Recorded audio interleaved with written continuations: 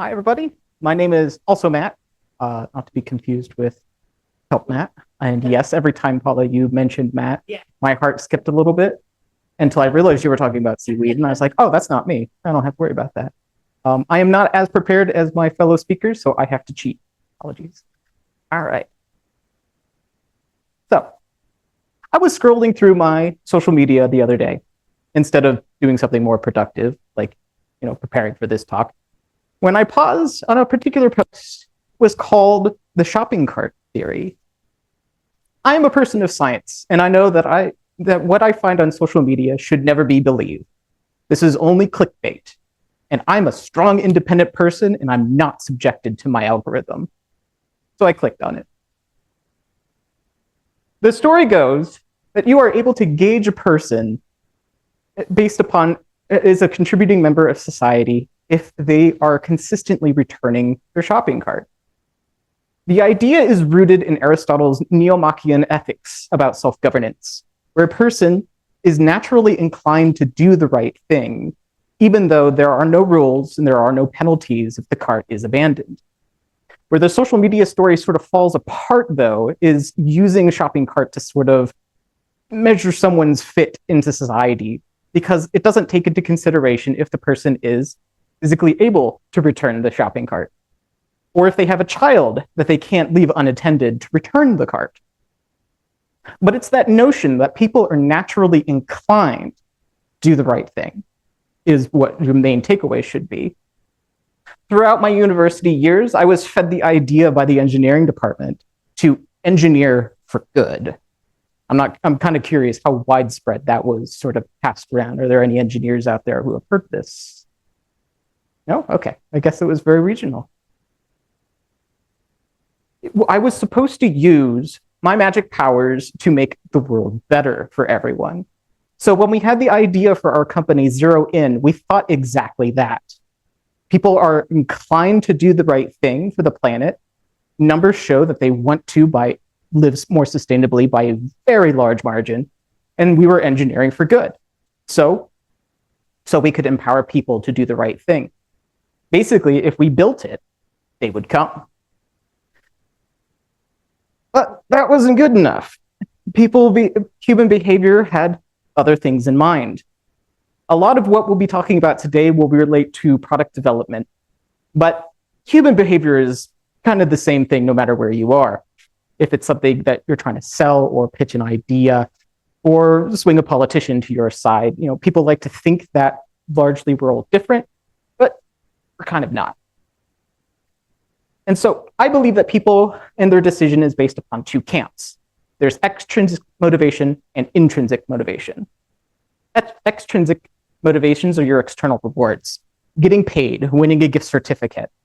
These are great for short term. It basically brings people in, gains their interest, and if they want that $20, they will do what you ask to get that $20.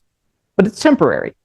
We've all had those jobs in our early days that we absolutely hated, but they kept paying us, so we continuously showed up.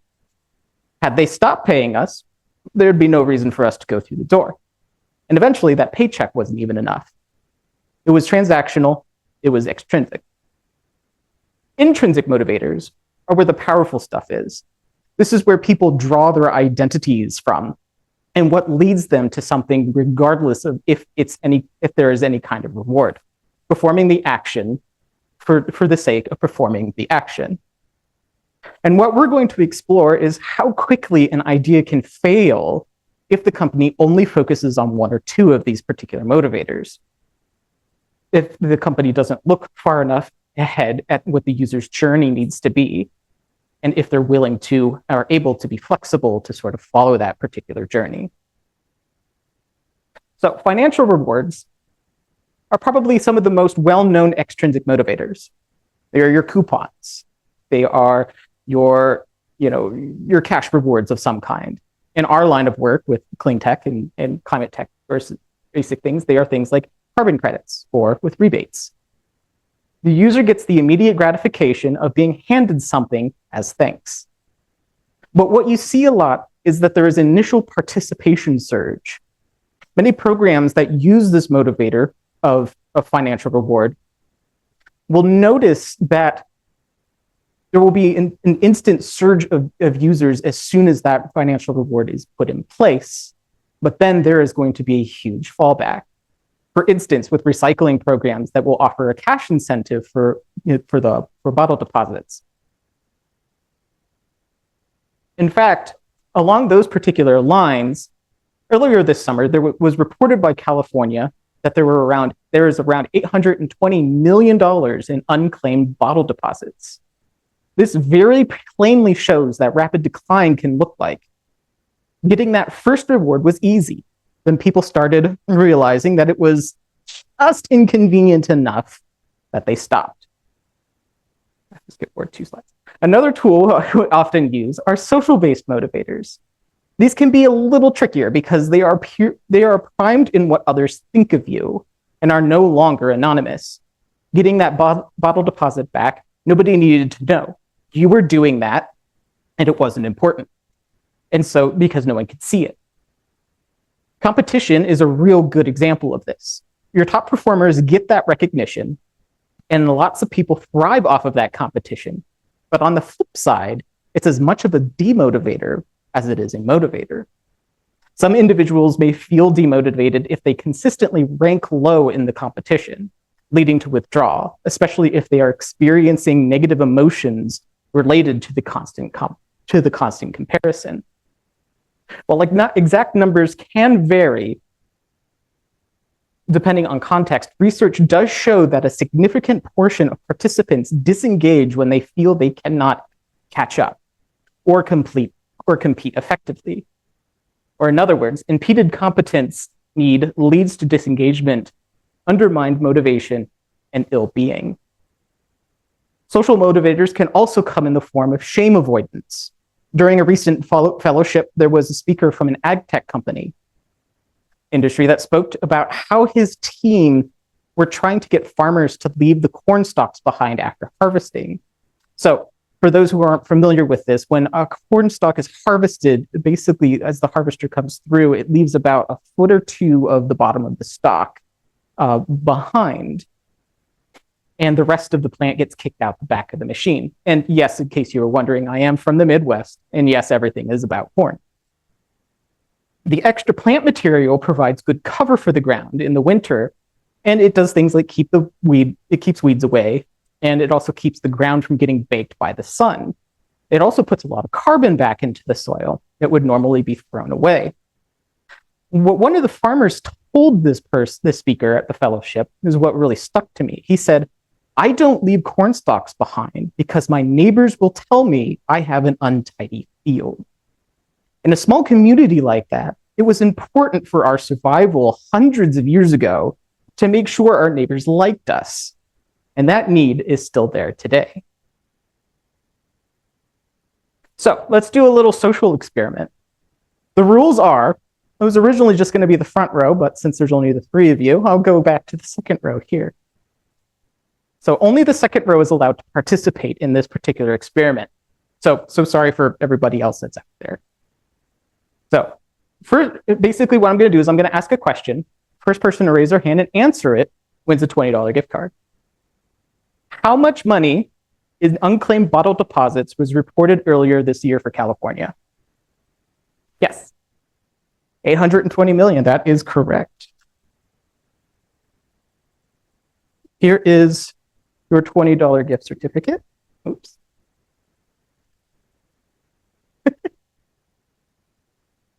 Me. I pushed a button. All right. And so now let me ask you.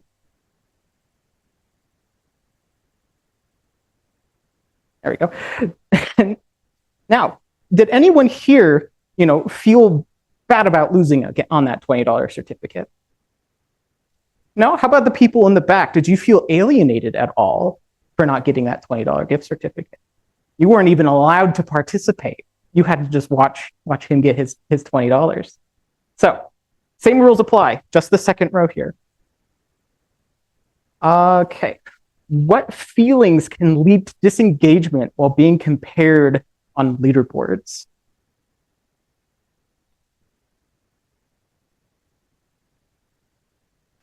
What feelings can lead? Yes. Exactly. Very good. Here is your $5 gift certificate for a random pet store in Wisconsin. So what did we just do there? Essentially what I just did is I artificially lowered the value of performing this particular action. So if you sort of like extrapolate this across people who are participating in a recycling program, that initial $20 was day one of opening these recycling businesses. Everyone wants to be there. Everyone's like, oh, this is super easy. I want my money for turning in the bottles. But as you do that, your motivation for the money decreases to the $5. And then ultimately, second row again, raise your hand. Anyone? Yes, what is your name? Danny, correct. You are now number one on our leaderboard for the next week. However, I'm going to take that back from you next week because you're no longer number one. And to me, the company owner, since you're no longer competing on that competition board, you are actually worthless to me, which then means that you are going to leave and you're going to take all of your leads and friends with you. Because once you've won, I don't really care about you. I'm going to look for the next person to be number one on my leaderboard. That's why leaderboards can be a little dangerous. So we're going to talk about intrinsic motivators. I got 9 minutes. These are what your beliefs and morals are. Personal values are a big one of these, where a lot of climate startups can kind of get stuck. It's exactly what we did as well at Zero Win. And we were basically doing the good thing. People should see that we're doing the good thing. And so basically we're just kind of meeting them where they are. However, they should do the good thing is kind of the key point there. But this particular motivator has a really long ramp up time. And you can only be leveraged if that user has an internal need to pursue that particular value. According to a study by Philippe Lally, published in the European Journal of Social Psychology, it was found that on average, it can take up to 66 days for someone to turn a new habit into something that's automatic. And that's when they're properly motivated. A more immediate intrinsic motivator is learning new language. It's called self-improvement. Duolingo is a great example of self-improvement and learning. And I would even say that their success is very tied to it. People want to learn a new language. Languages are tough. And so they are basically wanting to learn that new language is kind of their main driver. You also find self-competition on the platform, if you're familiar with it, which is sort of a spin-off of the extrinsic form, where people love to challenge themselves and they love to see that daily streak go up. Data from the Duolingo site itself indicates that after they created the streaks, the percentage of daily learners had increased by over 10%. The trouble there, though, is when the streak makes it up to about 200 days or so, and you get sick or you go on vacation, you lose it. To some people, they are motivated to just restart. But others, like myself, I lose motivation to do it and come back at all. This shows that there is a need to create that user journey for particular cases like that. So social experiment time again. Did anyone notice that I dropped a napkin on the floor? Did it bother anyone?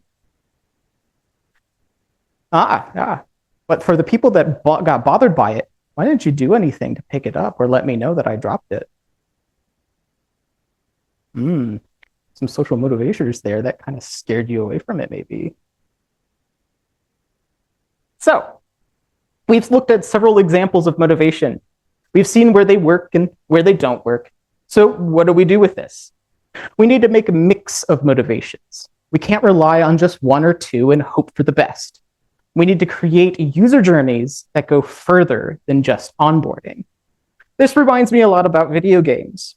I'm a millennial, so of course I'm going to talk about video games. They onboard, they maintain engagement through storytelling and user journeys. And some of them don't even end. I have some very close friends that have been playing the same game online for nearly 20 years. It's because the motivations and the rewards in that game are so precisely balanced that engagement is almost a side effect. My partner, actually, they are right there. My partner has been playing Skyrim since the day it came out practically, and still boots it up every once in a while. Personally, this intricate balance makes me think of a game called SimCity. If you're unfamiliar with this game genre, basically what you have to do is balance the rise and fall of demand of your populations to bring them into the city, stay in the city, and continue to prospering the city by paying you taxes. For those familiar with the game, you know you spend most of your time staring at this thing, which is just the demand graph of what your people are looking for. As residential needs grow, the greens go up, as commercial buildings are blue and industry is yellow. But if you go all in on one of those while neglecting human behavior in the other portions of that graph, you'll lose population. And this particular metaphor, this population are your users. You keep them around by making sure they have power, water, and hospitals. And you need to be flexible enough to follow those trends up and down because each day is going to be slightly different. What we need to be doing is engineering for humans instead of just engineering for good. That way those humans will actually stick around long enough and appreciate the good things that you're doing. Thank you very much.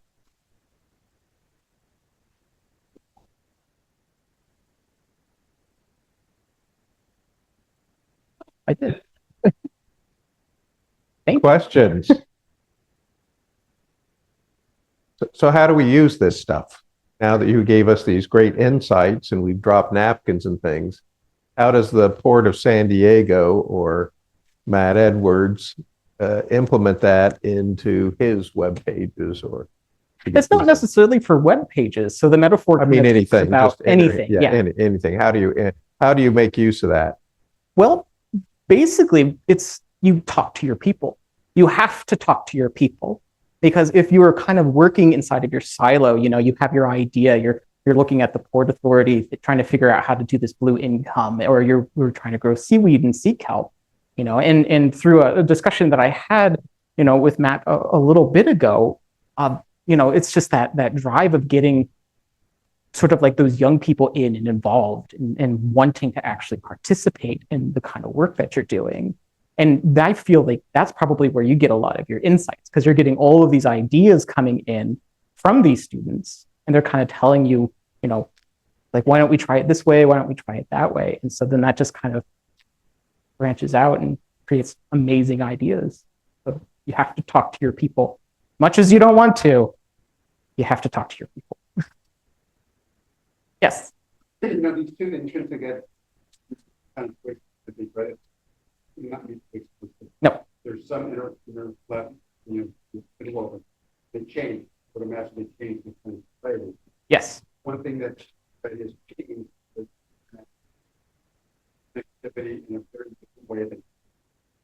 So, you having thought more about the room, how can you take the change of conduct in these things? There's online. Very easy. Oh yeah. Mm-hmm. Right? So happy.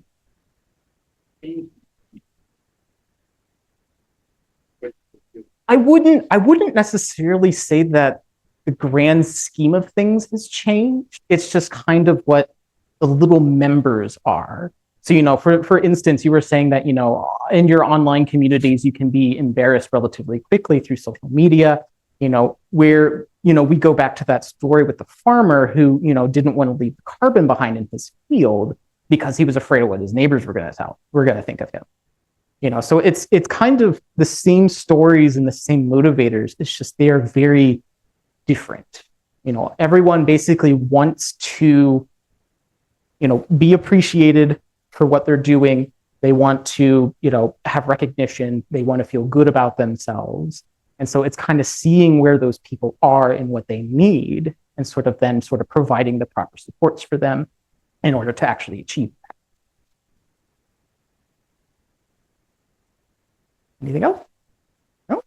Going back to your SimCity Yes. Dashboard, and by the way, I have met Will Wright. I'm sorry. I have met Will Wright, the creator of SimCity. So Yeah, you have.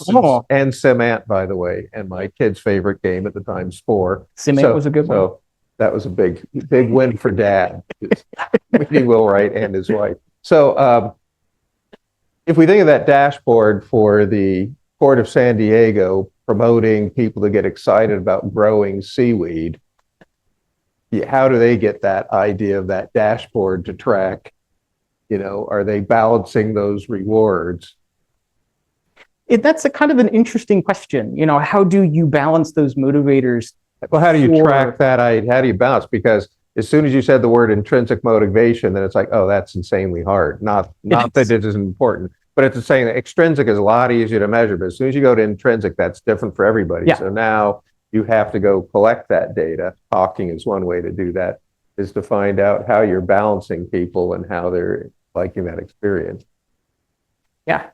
And we have to do the same thing for people coming to our symposia too. So yeah, get to work on that right away, please. Yeah. It's difficult, and it's practically a full-time job within itself of trying to figure out what you need to change and where you need to go next. Any more questions? No? All right. So now we get to take a break. So thank you to Yes, Matt and Thurin.